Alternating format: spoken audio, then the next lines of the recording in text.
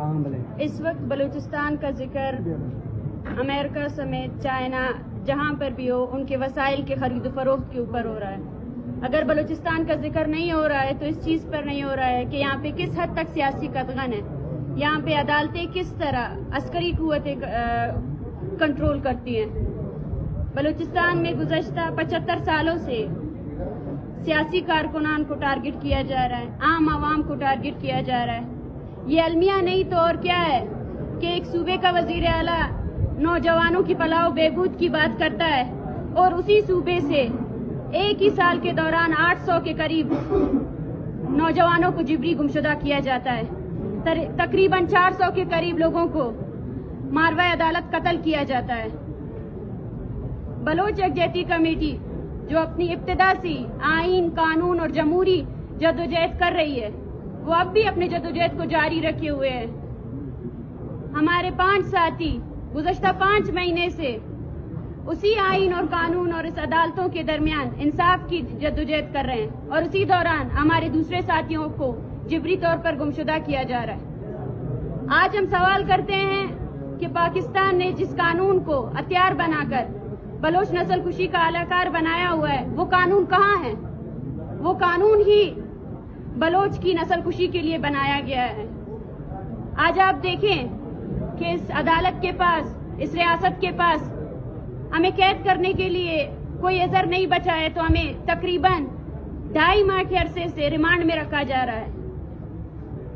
ہم سمجھتے ہیں کہ یہ پریشانی اس ریاست کے لیے، اس کے اس جج کے لیے ہے جو 50 سالوں سے قانون پڑھنے کے بعد بھی اس فیصلے پر عمل کرتا ہے جو اسے واٹس ایپ پر کوئی فوجی کرنل بھیجتا ہے۔ یہ سماج گراوٹ کی طرف جا رہا ہے۔ 26ویں امینڈمنٹ کے بعد جو ایک جوڈیشری تھی جس پر عام عوام کا ایک بھروسہ تھا وہ بھروسہ مکمل طور پر ختم ہو چکا ہے۔ انہی عدالتوں میں میں پوچھتی ہوں کہ ہزاروں کی تعداد میں لاپتہ افراد کے کیسز چل رہے ہیں۔ یہی پولیس اسٹیشن جو آج آ کر ریمانڈ کی طلب کر رہے ہیں، یہی پولیس اسٹیشن پہ مائیں جا کر فریاد کرتی ہیں کہ ہمارے بیٹوں کو اٹھا کر لے گئے ایجنسی والے، آپ FIR درج کریں، مگر وہ FIR درج نہیں ہوتی ہیں۔ اگر FIR درج ہوتی ہے تو اس بلوچ پر ہوتا ہے جو صرف اور صرف اپنے حق کے لیے آواز اٹھاتا ہے، احتجاج کرتا ہے۔ ہم سمجھتے ہیں ایسے تمام FIRs ہر بلوچ بچے کے دل پر بھی درج ہے۔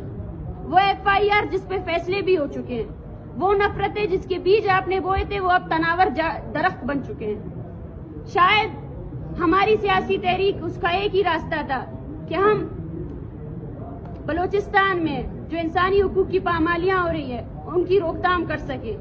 اگر کوئی واقعی میں کوئی ہوش و حواس رکھنے والا کوئی بندہ ہے یا کوئی کرنل ہے یا کوئی تھنک ٹینک ہے تو وہ سمجھ سکے کہ یہاں پہ عام عوام یا بلوچوں کی نسل کشی جو جاری ہے اس طریقہ کار سے یہ نظام نہیں چلے گا۔ لیکن جس طرح اسما جہانگیر نے کہا تھا کہ یہ ڈفرز ہے اور ڈفرز جب کسی ریاست کو چلاتے ہیں تو اس کی شکل ایسی ہوتی ہے، جس طرح آج ہم دیکھ رہے ہیں کہ یہ ایک بگڑی ہوئی صورتحال ہے۔ ہم مطمئن ہیں اور اپنے عوام سے بھی یہ کہنا چاہتی ہوں کہ ہم جیسے سیاسی کریک ڈاؤن کہہ رہے ہیں ایسی چیزیں ہم نے بہت برداشت کی ہے۔ جس طرح 2 سپٹمبر کو ایک پیسفل اجتماع پر خودکش بم باور اٹیک کرتے ہیں، وہ بھی ہمیں پتا ہے کہ کون ہے، کس نے کروایا، کس نے ان معصوم لوگوں کی جانیں لی۔ یہ ہمارے شعور پر حملہ ہے، یہ ہمارے جو ہم نے گزشتہ 75 سالوں سے ہماری سیاسی جدوجہد ہے اس پر حملہ ہے، لیکن ہم رکیں گے نہیں۔ جس طرح احسان کی ماں اکیلے کوئٹہ پریس کلب میں بیٹھی رہی 30 دن تک، اس عورت کو طرح طرح کی دھمکیاں دی گئی، اس کے بچے کو ایک اسٹیشن ہاؤس آفیسر نے جو ہے نا تھپڑ مارا، اس کو ہراساں کیا، وہ اسٹیشن ہاؤس آفیسر جو شاید ہمارے ٹیکس سے اس کی پے مل رہی ہے۔ آج زائد کا والد گزشتہ 34 دنوں سے کراچی کے گرمی میں بیٹھا ہوا ہے، وہ بیمار ہے، اس کا ایک ہی کمانے والا بیٹا ہے جس کو اٹھا کر لے کر گئے۔ یا جس طرح تقریباً 50 دنوں سے بلوچ لاپتہ افراد کے لواحقین اسلام آباد میں دھرنا دے رہے ہیں، اور بے حسی کا مظاہرہ دیکھیں کہ ایک وزیر جا کر اپنے اسمبلی میں یہ کہتا ہے کہ ان کے کوئی سیاسی ایجنڈے ہیں۔ آپ اپنے عسکری ایجنڈوں کو یہاں پہ بند کریں کہ سیاسی ایجنڈے نہ ہوں، آپ اپنے عسکری قوتوں کو اپنے بارڈرز تک محدود رکھیں۔ آپ کا سماج گراوٹ کی طرف جا رہا ہے. آپ کے سماج میں جو نوجوان نسل ہے وہ اس حد تک مورلی کرپٹ ہو چکا ہے کہ وہ صرف اور صرف اسی بات کو مانتا ہے جو ریاست اور اس کی پروپیگنڈا مشینری لے کر جاتی ہے. لیکن بلوچ سماج وہ آگے کی طرف جا رہا ہے. ہم سمجھتے ہیں کہ آپ کے پروپیگنڈا غیر متعلقہ افراد، غیر مقامی افراد کے ساتھ جو آپ ایک پروپیگنڈا اور بیانیے کی جنگ لڑ رہے ہیں وہ آپ ہار چکے ہیں. وہ آپ بالکل مکمل طور پر ہار چکے ہیں. آج بلوچ کے گھر گھر میں بلوچ کی مائیں بہنیں، وہ لوگ جو بلوچ یکجہتی کمیٹی کے جلسوں میں آتے تھے، وہ 30,000 افراد، وہ 50,000 افراد جو ہر جگہ ہم جاتے تھے وہ اکٹھے ہوتے تھے، وہ اس لیے اکٹھے ہوتے تھے کہ وہ آپ سے بیزار ہے. وہ اپنی بیزاری کا اظہار کرتے تھے. آج بکلا آپ سے بیزار ہے کیونکہ ان کا کالا کوٹ بھی ان کو جو ہے نا بچا نہیں سکتا ہے. تو آپ خود سوچیں کہ آپ کس طرح اس ریاست کو چلا رہے ہیں. ہماری تحریک جاری رہے گی. ہم پہلے ہی کہہ چکے ہیں کہ اس ملک کو چلانے والے لوگوں کو ہوش اور عقل سے کام لینا چاہیے. ہم قانون پر بھی اب سوال اٹھائیں گے. کون سا قانون؟ وہ قانون جو رات کو کسی فوجی کرنل کے لکھنے سے بدل جاتا ہے. آپ کے آئین کی آپ بات کرتے ہیں، اس میں شگاف پڑ چکے ہیں. آپ نے اتنی مرتبہ اس کو امینڈ کیا ہوا ہے کہ وہ اب عسکری آئین زیادہ نظر آتا ہے، اس میں عوامی آئین کوئی نہیں ہے. وہ کیونکہ جو عوامی آئین کے جتنے اس میں آپ نے جتنے شکیں ڈالی ہوئی ہیں وہ تو اپلیکیبل ہے ہی نہیں. جتنی مرتبہ آپ نے آئین کو امینڈ کیا ہے صرف اور صرف اپنی عسکری قوتوں کو طاقتور بنانے کے لیے کیا ہے اور عوامی قوتیں سیاسی پارٹیوں کو کمزور بنانے کے لیے کیا ہے. اب کیا یہ کوئی قانون ہے کہ آپ نے جبری گمشدگی کو لیگلائز کرنے کے لیے یہ قانون پاس کیا کہ 90 دن تک آپ کسی کو وداؤٹ چارجز کسٹڈی میں رکھ سکتے ہیں؟ کیا یہ جمہوری ریاستوں کے قانون ہے جس کو آپ کا صدر جو ہے نا دستخط بھی کرتا ہے؟ وہ صدر جو بولتا ہے کہ میری پارٹی نے جو ہے نا جمہوریت لے کر آئے ہیں، ہم نے آئین بنائی ہے.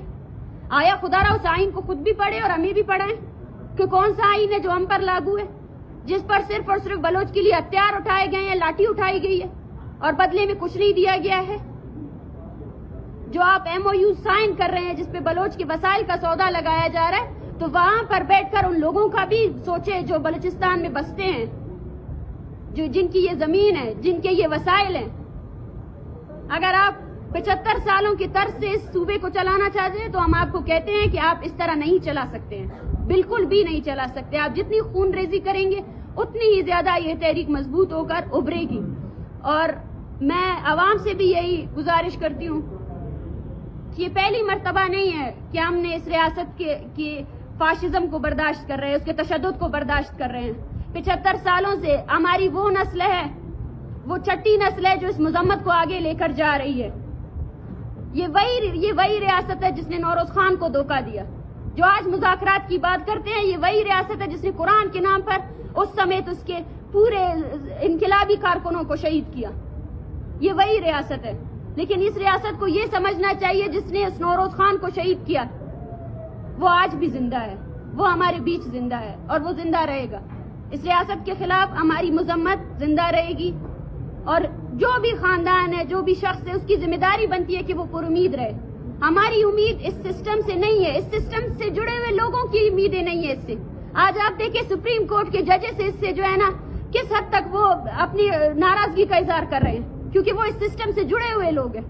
آج وہ پارلیمانی پارٹیز جنہوں نے اس سسٹم کو چلایا ہے ان کے ساتھ کیا رویہ اختیار کیا جا رہا ہے. ہماری امیدیں ہماری عام عوام سے ہے اور یہ وہ وقت ہے جب ہم سیاسی اختلافات کو ایک سائڈ کر کے جتنی بھی تنظیمیں ہیں، پارٹی ہیں، جتنے وکلا تنظیمیں ہیں، جتنے لیبر یونینز ہیں، وہ ان تمام اختلافات کو ایک سائڈ کر کے اپنے لیے، اپنے مستقبل کے لیے، اپنے آنے والے جنریشنز کے لیے ایک ساتھ ہو.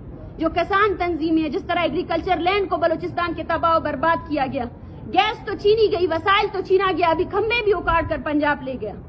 کس لیے؟ تاکہ بلوچستان کا کسان، بلوچستان کا جو بزگر ہے وہ پائی کے لیے برداشت کرے، پائی کے لیے وہ محتاج ہو جائے.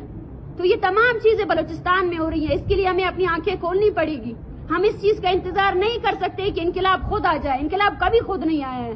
انقلاب کو زندہ قومیں لے کر آئی ہیں. وہ زندہ قومیں جنہوں نے قربانی دی ہے، جنہوں نے قربانی کی قیمت جانی ہے اور اس کی قیمت کو دے کر انقلاب لے کر آئے ہیں. تو ہمیں پر امید رہنا ہے. بلوچ عوام سے درخواست کرتی ہوں، ان ماؤں سے درخواست کرتی ہوں کہ آپ جتنے دن اسلام آباد میں رہے آپ نے بلوچستان کو وہاں ریپرزینٹ کیا. آپ نے یہ ریپرزینٹ کیا کہ پنجاب کا رویہ بلوچستان کے ساتھ کیسا رہا ہے. یقین کیجئے آپ کی مذمت بلوچستان کی تاریخ میں ایک بہت روشن اور سنہرا باب ہوگا. اور جو ہم یہاں پہ جنگ لڑ رہے ہیں، جس طرح ججز جو ہے نا، جج محترم جو ہے نا، ہمارے وکیلوں کی بات سننے سے بھی انکاری ہے. جو فیصلہ ان کو سنایا جاتا ہے وہی آ کر وہی پوچھتے ہیں. وہ سب سے پہلے سرکاری وکیل سے پوچھتے ہیں کہ کیا چاہیے آپ کو، ریمانڈ چاہیے کتنے دن کا، 10 دن کا نہیں آپ 20 دن کا لے لیں. یہ رویہ ہے. آپ دیکھیں کہ کس طرح یہاں پہ قانون اور آئین کا مذاق اڑایا جا رہا ہے. لیکن اس کے باوجود ہم